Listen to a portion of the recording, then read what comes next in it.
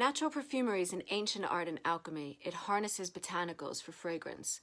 A lot of the natural perfumers today will try to stay true to this art by not using any synthetics. Some still do use animal derivatives, but we at Levorica are 100% plant-based. So most of you are probably familiar with, or at least have heard of, essential oils. They're used primarily to benefit and to boost a better mental and physical health. They're really good preventative. They're not cures, but they're very good for general well-being. So in natural perfumery, we use essential oils, but we also use natural isolates, concretes, resins, CO2s, absolutes. It's a lot of geeky stuff that will probably bore you. It will sound like a science project. If you're into it, just comment below and I will give you the whole breakdown. But the question is, if we're using completely natural ingredients, how sustainable is it?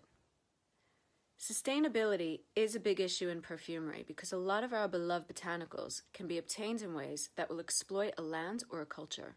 To put the sustainability into a bit of perspective, it takes roughly 242,000 rose petals to produce 5 milliliters of rose oil.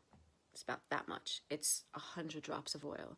So we're talking about massive amounts of resources, natural resources that are being used to yield very small amounts. If it's done sustainably, it's fantastic. But if it's done via poaching, it's incredibly destructive.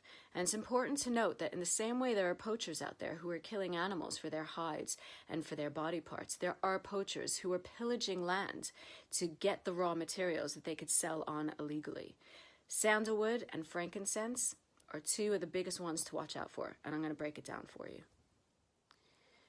Sandalwood, Indian sandalwood, amazing. It smells so good, but unfortunately, not sustainable, at least not at the moment. And as it's being threatened in the wild, there are places in Australia and the South Pacific that are planting sustainable sandalwood forests. So we purchase ours from a place called Vanuatu, and it is planted, harvested, sold by the local villagers, and it really benefits the community. Similarly, we get our frankincense from the cooperative project in Somalia that has a similar ethos where the market is being controlled by local stakeholders and not the usual big operations.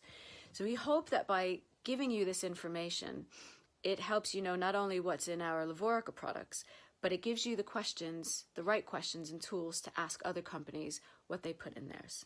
Hope you find that helpful.